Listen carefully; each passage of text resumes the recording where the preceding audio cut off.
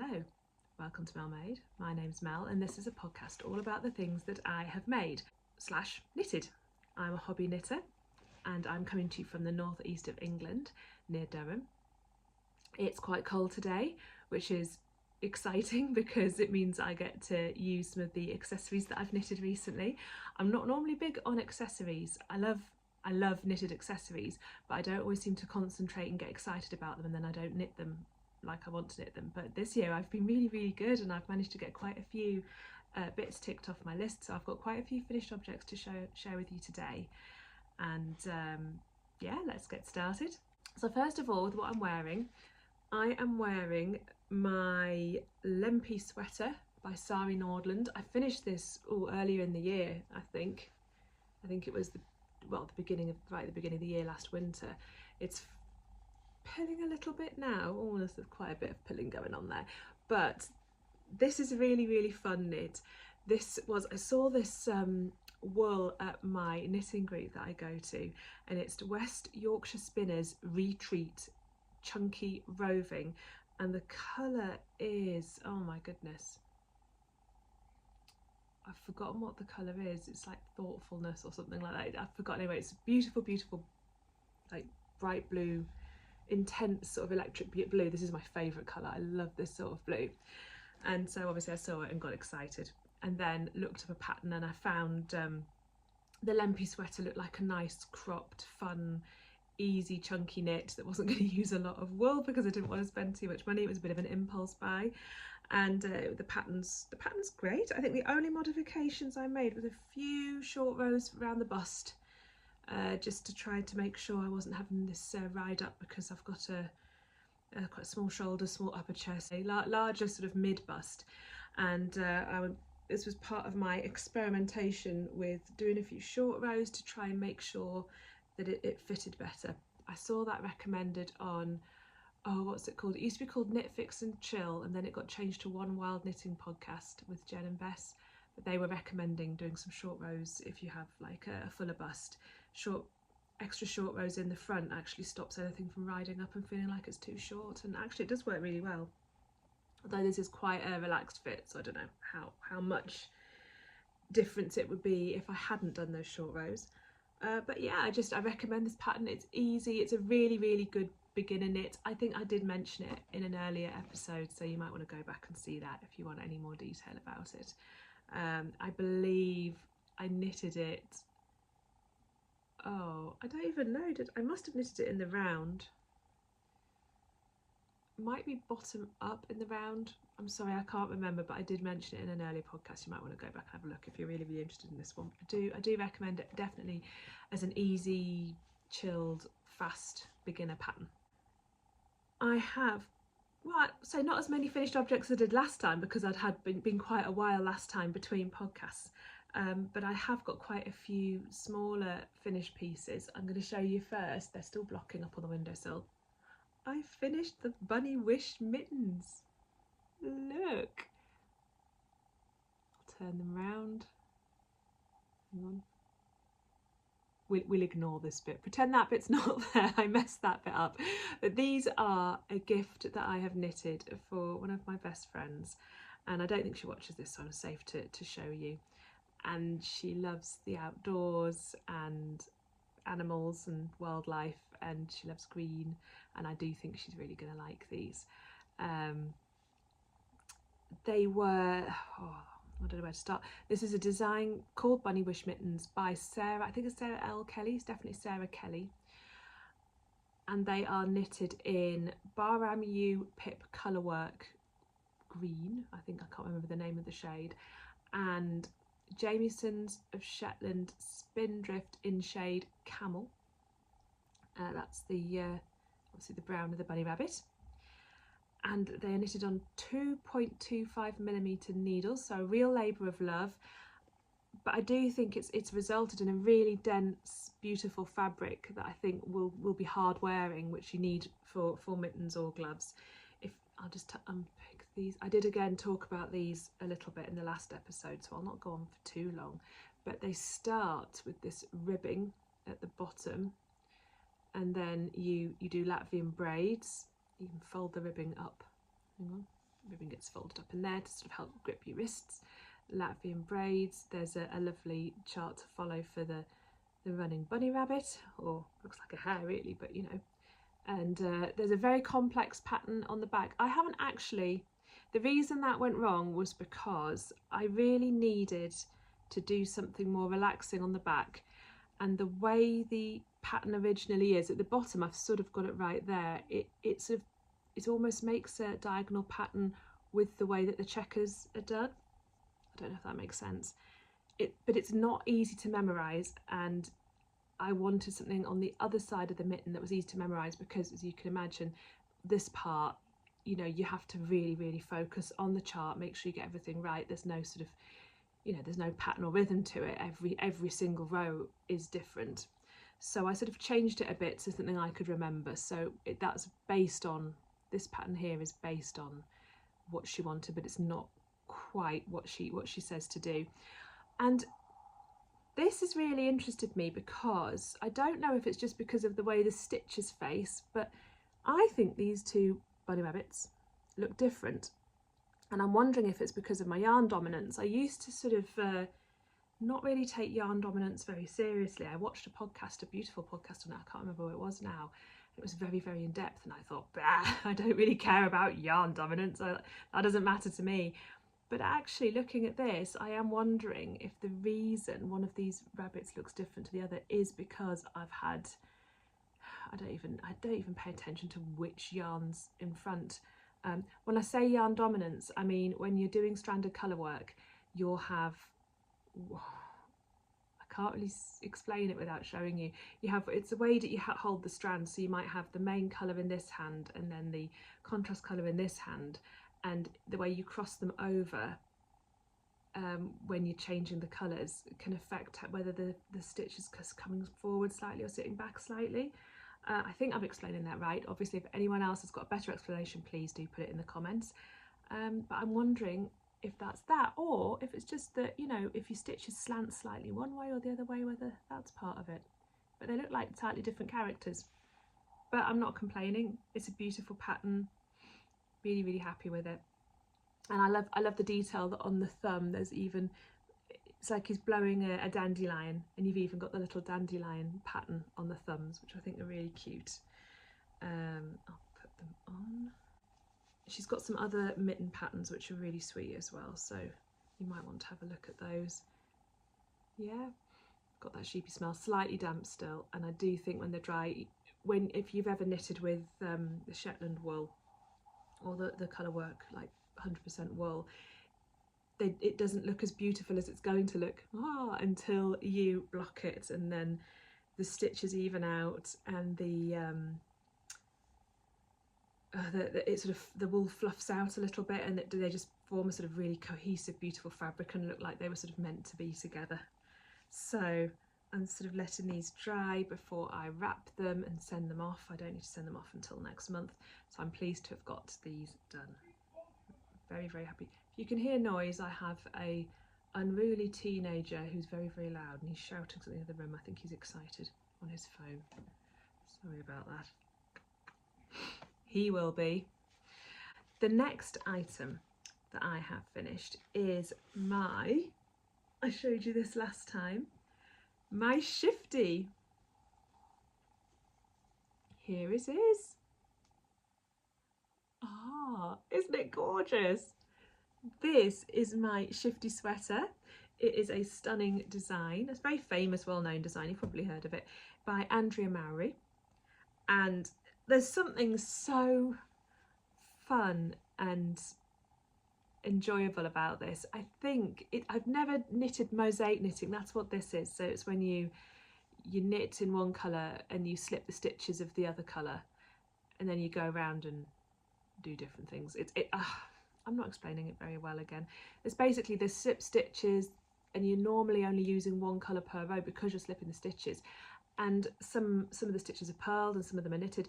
And I think it's the pearls as well. It creates this really drapey, textured fabric that's very different to when you're doing just the stranded traditional Fair Isle or stranded colour work. I didn't use the recommended recommended yarn. I did talk about this a lot in the last episode, so I'll try and be quick, but it's recommended to spin cycle. And spin cycle yarns are divine, but they're on the pricey side, and I could never quite bring myself to click. I kept putting them in my basket and I could never quite bring myself to click because it was a lot, especially with shipping from the US. And then my partner James went on a walk and came across a shop, and he came back with 2 balls of Lang Yarns Midori Baby, and I did talk about the shade colours are just numbers, and I'll try and put them up here. But he came back, and they're not 2 balls. There was all the colours that I loved, but I wouldn't have put them together. But I ended up ordering a couple more because he bought 4, which was enough for a scarf. But he didn't know if I wanted to knit a jumper. It needed another couple, but I ordered 2 more, and I thought this could really work for the Shifty because of the way the colours are changing.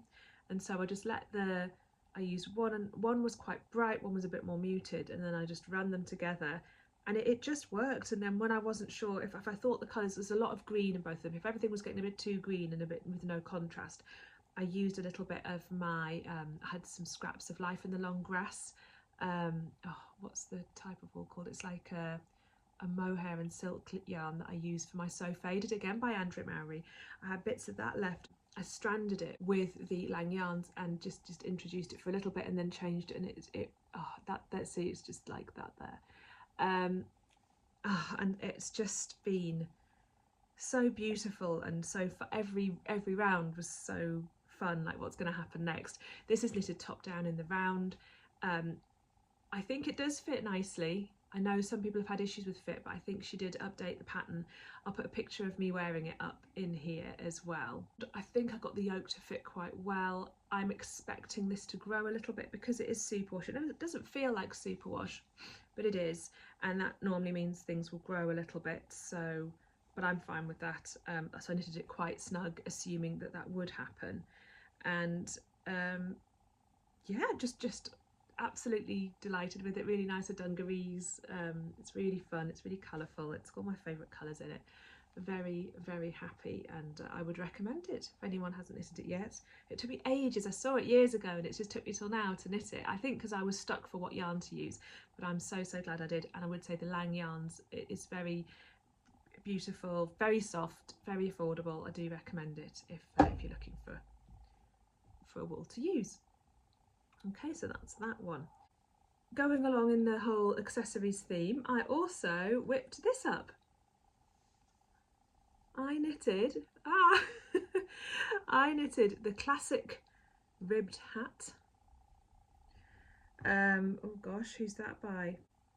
I'll put up who the pattern's by. I think it's a free pattern, and I haven't got the name in front of me, but I will put it up here. And I use this. This is the end of my Badma Mongolian cashmere yarn that I used for my my jumper that I knitted from Fable Knitwear. What was it called? I'll put a picture in here. So I knitted this jumper. There was a whole thing with the polo neck. Oh, so beautiful. I knitted it last year. And then I had this whole ball of this beautiful, it's like ethically sourced cashmere, and it feels like not rough, but it feels almost a little bit ropey at first, but then you wash it maybe 3 or 4 times and suddenly it's just like butter, and it blooms and it's gorgeous. And yeah, and I love the colour, and so I knitted this. This is shorter than it's meant to be. I was playing the yarn chicken game, and I was really worried that I wouldn't have enough, and so I've got quite a big head. It's, you know, one of those things. So it should be a bit bigger, and I should have a rim, like be able to fold it up more, but I don't really mind not folding it up. I mean, I did have enough, but I had to decide before I started the decreases at the top whether I was going to go for it or not, and I would have had to rip back, and in the end I thought, oh, that looks long enough. Of course it wasn't. I always do that, but I'm very happy. It's a very easy pattern. It's knitted, well, you're supposed to knit it in the round, but because I'm a maniac, I just knitted it flat and then seamed it. I don't know why. I do know, I just like knitting flat, and I just couldn't be bothered to with the needles when you know, and you've got to do the magic loop method, and I can't be chewed with it. I just rather knit backwards and forward, and I like a bit of seaming, so that's how I did it, and I'm very happy with it. I would definitely knit another one, and I'd probably knit the brim longer and see what it's like to have it folded up. I think that this sort of thing works for me. I'm very happy, and it's going to be very soft and very warm, and that's partly why I thought it'd be good for a hat, because you know, when you've got lovely soft cashmere, if you've got a sensitive forehead that I probably have, all of me is sensitive, I thought that would work really well. So that's my classic ribbed hat. It's been blocked and washed once, so give it another couple of washes and it will be as soft as the jumper. The jumper's now feeling very soft because it's been washed like maybe two or three times. So that's another one that's done. I have to excuse me as well, I meant to say at the beginning, I think I'm getting a cold. Everyone's got the lurgy, it's an autumn thing, isn't it? And I do sniff and get snuffly, I think, with all the mohairs, loads of wool flying around here, but I have a nasty feeling I could be coming down with the cold that the rest of my family's got. So if my voice sounds funny, if I keep sniffing, there you go, just apologise for that. Sticking with the accessory theme, I have also, I didn't even mention these last time, I don't think, but I just suddenly got the vibe and I just did them.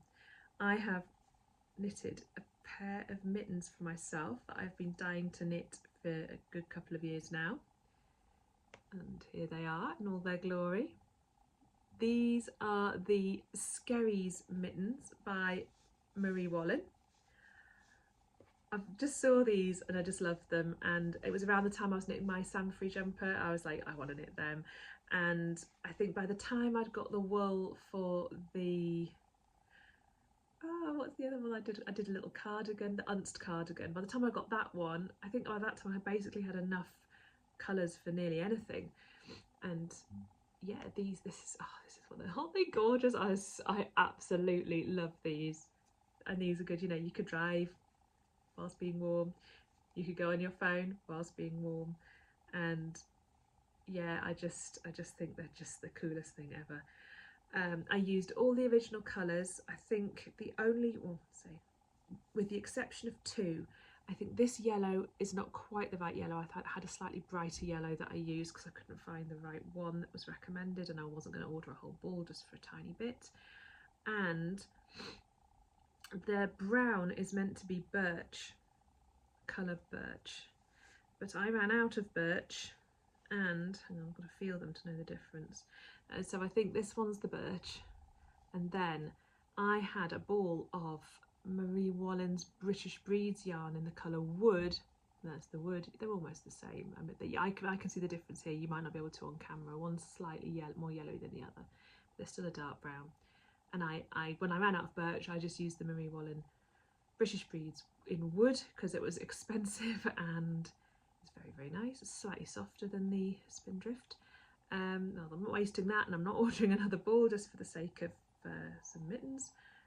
And I'm just so happy with them. And I think that, you know, again, these are softened up, and these have been blocked, they've softened up. So I know from experience with the Jamieson's of Shetland Spindrift, I really, really love that yarn, and it softens up even more with wear and with washing, and it's also going to be fairly hardy, so quite good for mittens. And I did them flat and seamed them. The pattern does, it's a little bit of a gap, no, it's all right.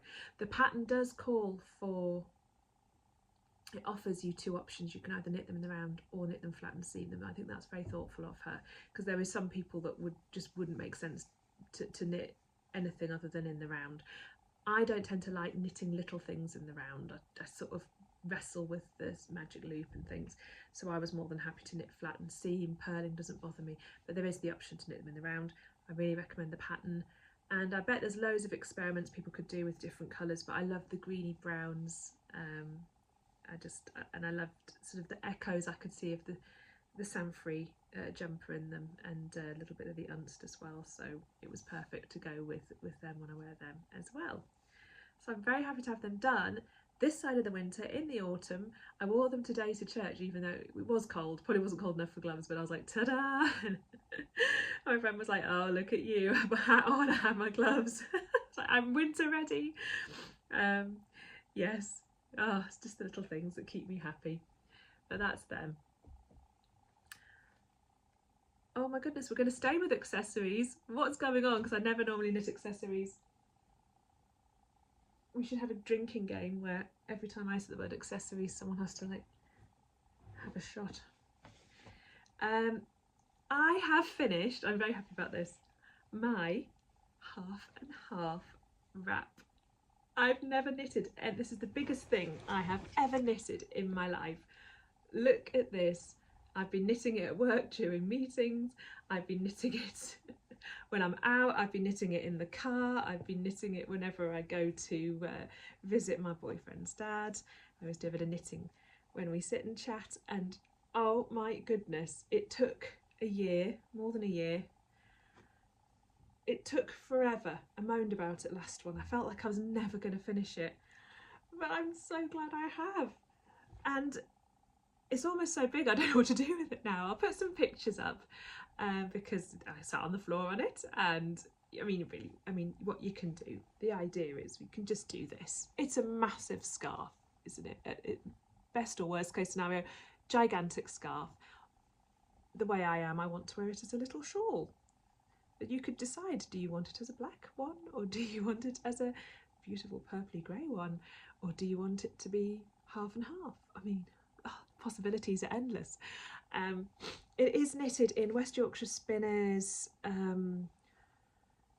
oh goodness, it's called Night Sky, and sort of a black sparkly lovely, I think it might be a sock yarn, great, and it's wool as well. Obviously there's a little bit of polyester or acrylic in it because of the sparkles, which I don't know if the sparkles are showing up properly here, but it's very sparkly.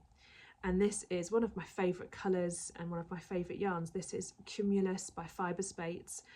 It's a baby alpaca and silk blend. It's like a mohair equivalent, slightly thicker than mohair. And this is the colour Stormcloud.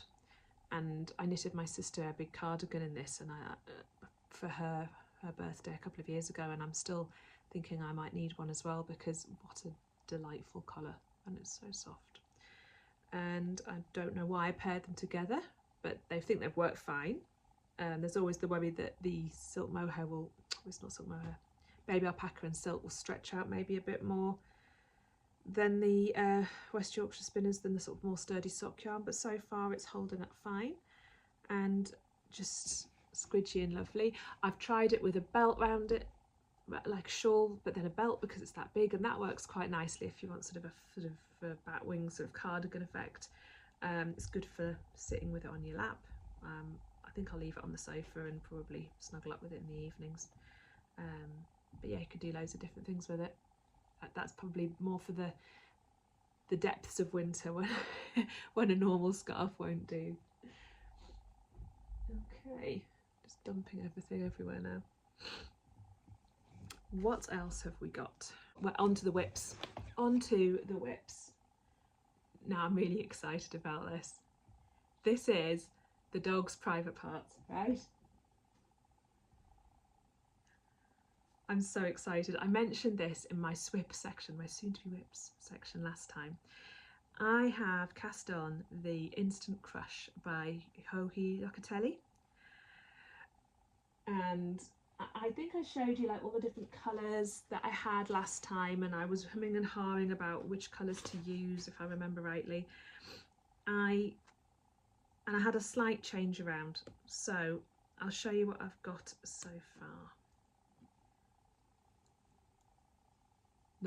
Not that far in. If you can hear piano music, the errant child that I mentioned has stopped shouting at his phone and is playing his piano upstairs, but that's wholesome, we don't mind that. Yes. Yes, so this is as far as I've got, and the point, I wish you could feel it, it's so squishy. The point of this, is that it's knitting, and I love colour work, and colour work in mohair is fun, and I'd never tried that before either, really. But what started me off on this is that James got me this, the lovely James. He went to Barcelona to see his best friend, and he came back with a ball of this. It's from a shop called All You Knit Is Love, and it's hand dyed, again, baby Surrey alpaca and silk. And it's just, if you see all the colours in there, I've wound it into a ball now. Oh, so yum. It's all very much my sort of colours. And I thought at first that this was going to be very, very fine, but when I unleashed it and wound it up, I realised it's almost like an Aran weight, if you can see the thickness there. And this pattern is meant to be knitted in mohair with 2 strands held together. I was wondering, fibre spates is a little bit thicker than normal mohair, and so I was wondering if I would just do 1 strand of the fibre spates and maybe 2 strands of this, but looking at this I thought, no, for this to work I need 2 strands of the fibre spates. That'll make probably a little bit thicker. I have managed to get gauge, but I think I had to go up a needle size. And then I thought I was going to knit it with like a really dark blue. This is my pathetic swatch. My swatches are rubbish, so don't take a leaf out of my book. But this blue was what I really thought I wanted as one of the colours, and it was going to be this blue. You can hardly see it there. I don't know if I can show you. No. Ooh. Yeah. So this blue, it's like an electric-y, lovely blue with this thistle and the aubergine fibre spates cumulus. This is again aubergine fibre spates cumulus and thistle. And I thought that this lovely blue would work along with this, but it turned out that the blue and the purple, this blue and this purple, were just too close to each other. There was no contrast, and it just wasn't working. So I tried my tension and my stitch count on that. When I do swatches, okay, I know that people that are good at swatches will be horrified, but I start off with the recommended needle size. I knit a few rows and then measure when it's only about 1 centimetre in, and then increase or decrease my needle size. So my swatches tend to be a bit like that, and then I get too excited and I start before I've checked my row gauge, and that is really going to possibly be problematic, especially for this pattern, because with it being a colourwork yoke knitted top down, the row length is absolutely key to getting the right depth for the armholes.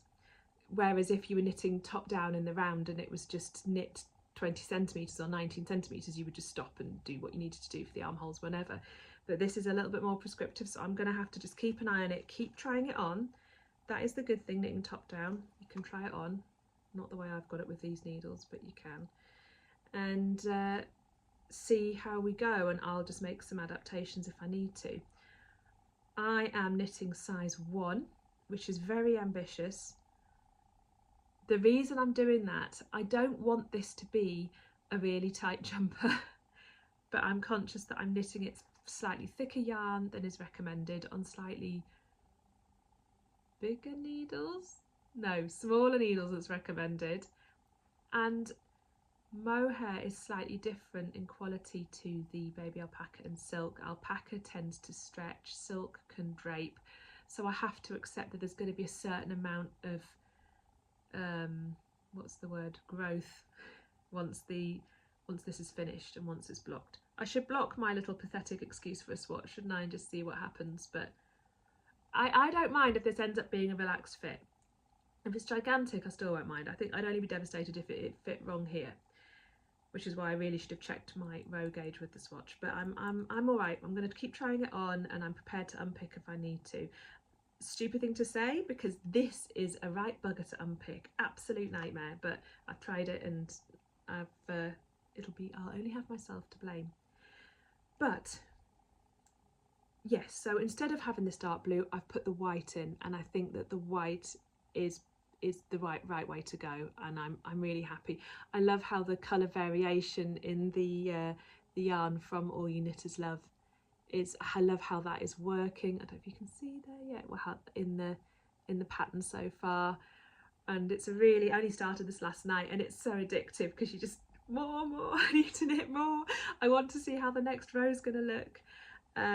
I should say that this white that I brought in is not Fibre Space Cumulus, shock horror. Yes, I do know how to knit with other yarns. It is, oh, hang on, Crea, hang on a second, Crea Deluxe Mohair, but it's, I think it's 35% mohair, and it's got a large percentage of baby alpaca and silk. So in a way, it has got some similar qualities to the Cumulus. The only thing is, as you can see, it's a lot thinner. Hang on. I think there's quite a bit of difference there in the width. So I'm knitting with 2 strands of Cumulus, 1 strand of the All You Knitters Love, and 3 of this. If it goes wrong, it is definitely my own fault, because I'm going off-piste, off pattern, not authorised by the goddess Hohi herself, but we will see what happens. And I think the colour is worth, the experimentation is worth the joy I'm getting from the colour work. Yeah, so watch this space.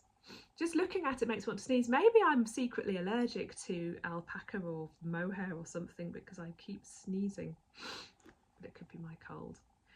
It's very light. It's going to be very warm. I'm very deeply excited about this. Okay, I have also, I don't know if this counts as a whip or a swip, because I'm only at the pathetic swatch stage. PSS. But I am trying to cast on for the Good Grandpa cardigan. This is a pattern by, I can't pronounce it, Caribou. I'll put it up there. And the backstory behind this is, I have a lovely friend, and she is very, very knit worthy. She's always cooing over my knits and goggling at things and dropping hints. And there's a bit of a running joke that I keep forgetting her birthday. Last year I went out for her birthday and didn't realise it was her birthday, and I came and joined them for dessert because I couldn't get there in time for the dinner, and then realised it was her birthday dinner. That was pretty bad, isn't it? I felt awful, but she took it quite well.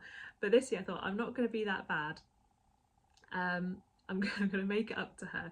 And so for her birthday I gave her a card, and in the, I don't know if you can see this, in the card, in the envelope, was a little picture of all of these. You can see.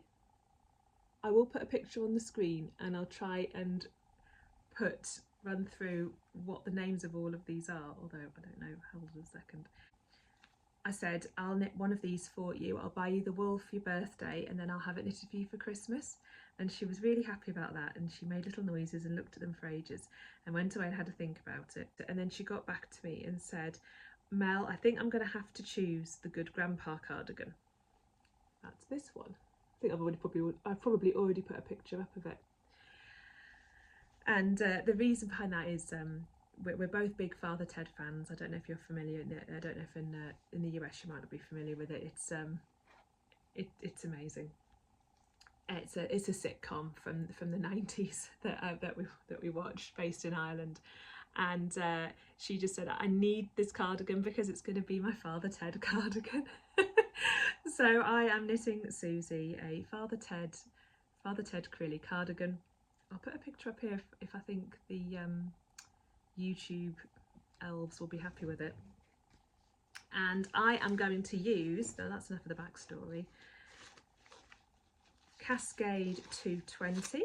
Do love a bit of Cascade 220. It's worsted weight, and she selected the colour Natural. She wanted oatmeal. This isn't quite oatmeal, but she wanted this. So I am in the middle of my little pathetic swatch. It's not working at the moment. It's I think I need 16 stitches to 10 centimetres. I think it is 16 we're aiming for. And the pattern calls for bulky, which is like UK's chunky. But I couldn't see any really good chunky yarn that I thought would be very soft. And I know that Cascade 220 is soft and affordable and lovely. And she likes the feel of it. I've got another cardi knitted in this, and she likes the feel of that. So I'm just seeing if I can get gauge. Now if I can't, I could always strand it with, I've got quite a bit of Cumulus of course stashed away. I could always strand it with a bit of mohair I think she might like that. So yeah, still in the swatching stage, so I'm going to maybe include it as a swip, and I'm just waiting to get going on that. That'll be my nice, easy, looking at the telly, going out and about, plain knitting for the next couple of months. And I don't think it's going to take long to knit. I'd love to tell you how it's knitted, but I don't even know. I haven't looked at, I've got just jumped straight into doing the swatch, haven't looked at the construction or anything. I could look at the construction, couldn't I? Okay, the Good Grandpa cardigan with pockets. It's slightly cropped, drop shoulder, deep V-neck. It says on the description you will work the stitches for the back. After that you'll work the right shoulder, then the left shoulder, as well as the front to shape the V-neck and the armholes. So it sounds like it's knitted top down. Work flat and in the round for the sleeves in stocking stitch. Yeah, so I think we're doing, so top down in the round, top down all in one. We don't need to go in the round for a cardigan. And I know Madeline knitted this on Fruity Knitting, which is partly what got me the idea for it. She did it in a lovely sort of golden colour, which was really lovely. And yeah, so I'm looking forward to that. Never a dull moment, unless you don't like knitting with any stuff really. I've also got a swip, which is, I haven't done it yet, and I'm going to knit somebody, again they don't watch this so it's probably safe, I'm going to knit them a hot water bottle cover for Christmas. I'm going to design it, and I've got loads of the Jamiesons of Shetland Spindrift, and I've got some sort of complicated plan worked out in my head about, I'm going to do a watercolour of one of the favourite pictures or photographs, scenics or photographs, and then I'm going to get a graph paper, and I'm going to transfer that. I think I'm going to end up maybe drawing a chart over the top of it, and then I'm going to get loads of different bits of wool and match it up, and it's going to be like an art landscape hot water bottle cover. Yes, but I won't say who it's for, and just in case they watch, although I don't think they do. Yeah, and I think that'll be really good. So that's my other swip, but there's a lot of stuff sort of ticking along in my head about that, but hopefully I'll be able to give some more updates about that either next episode or maybe, to be safe, after Christmas. Yeah, so that's what I've got coming up there. I've also got the other swips that I mentioned. I've still got my, like last time I mentioned the Ava dress. That's still waiting to go, but I've got sidetracked with fuzzy, cozy, warm, colourful things, and obviously all my Christmas knits. And the Peacock Solo, that's still in the corner with all the wool waiting to go. And oh yeah, of course, I mean there's Christmas knitting as in the present knits, but I want another Christmas jumper, because you can't, can you have too many Christmas jumpers? Maybe, but I definitely haven't. I've only got one that I've knitted myself, and that is the Betty and Judy Lodge sweater that I knitted, it might have been last year, and I really love that. It's like a 50s cool retro one, but I think I want a more traditional Christmas jumper. So my trusty tablet is really coming in handy here. I am looking at knitting Caribou Crossing jumper by the Petite Knitter. It's just traditional and a bit understated, and it's knitted in a DK weight yarn.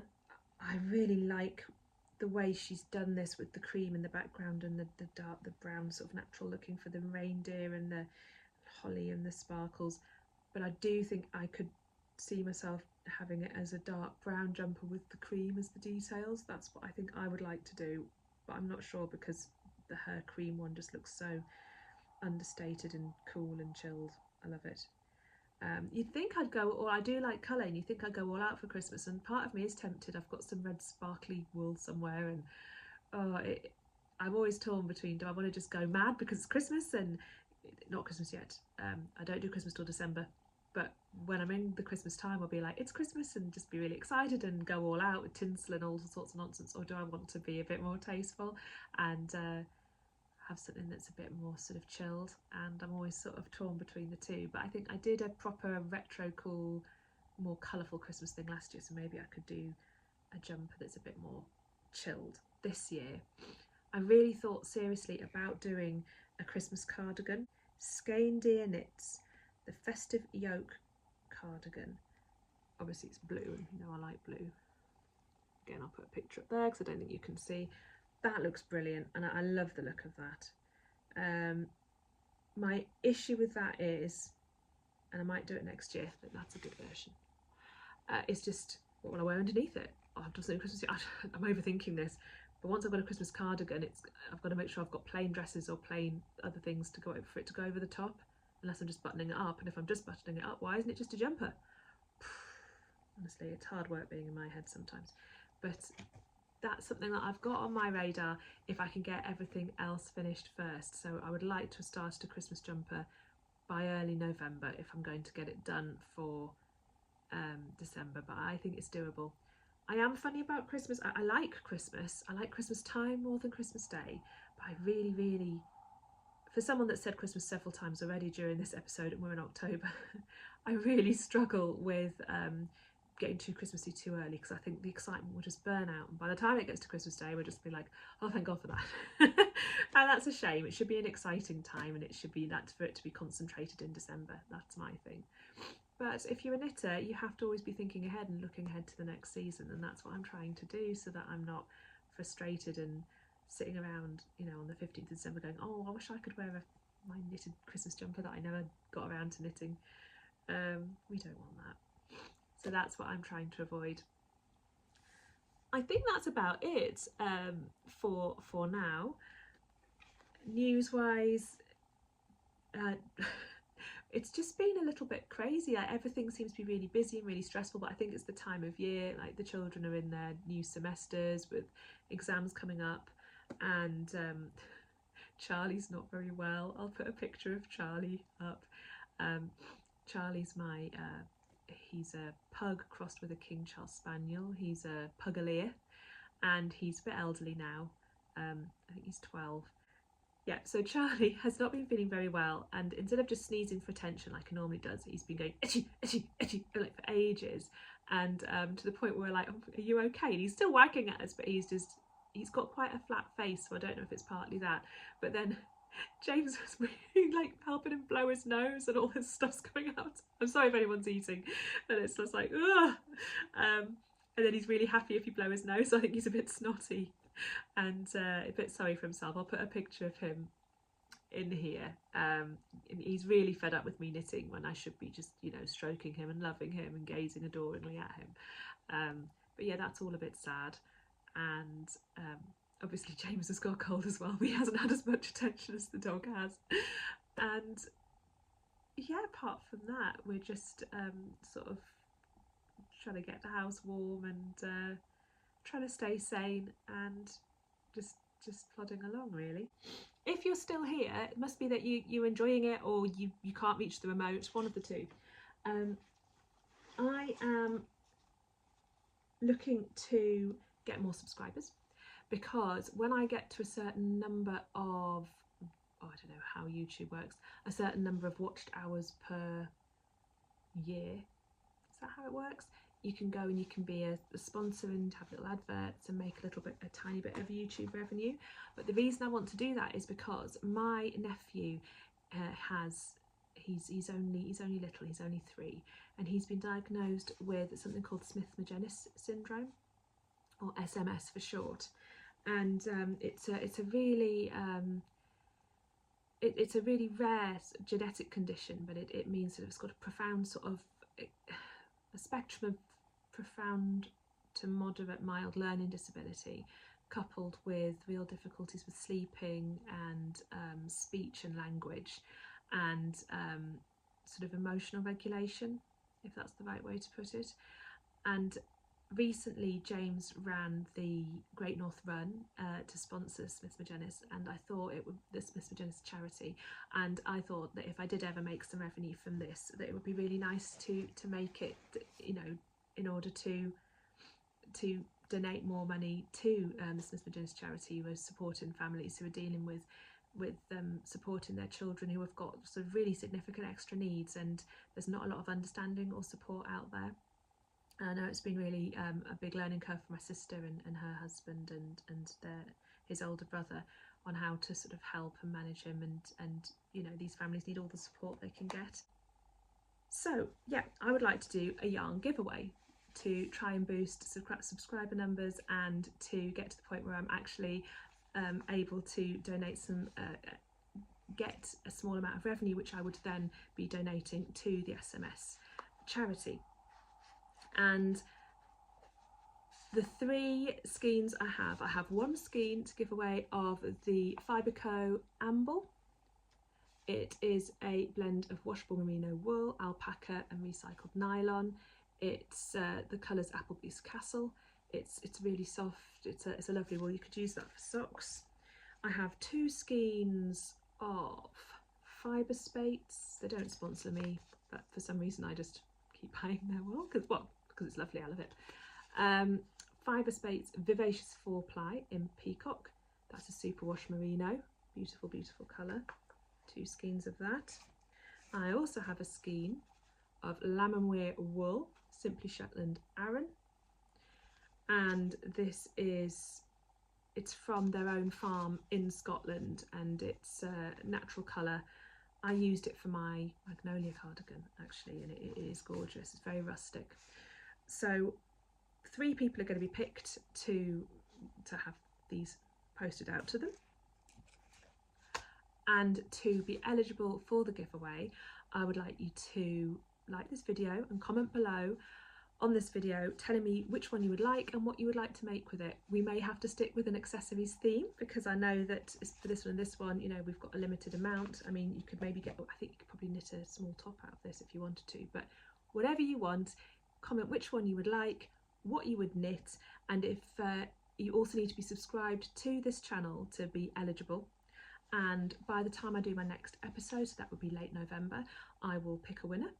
We'll pick 3 winners, 1 for each type of wool, and I will let you know next episode and get these sent off. So yeah, and then any revenue I make would be going to the Smith McGinnis Foundation. So that's that. Thank you very much for still staying with me to the end. I hope you're really enjoying your knitting and that you are staying warm and not getting too cold and having all of the knitting fun that we do with the autumn going into the winter. Thank you very, very much for watching, and I will see you again soon. Bye.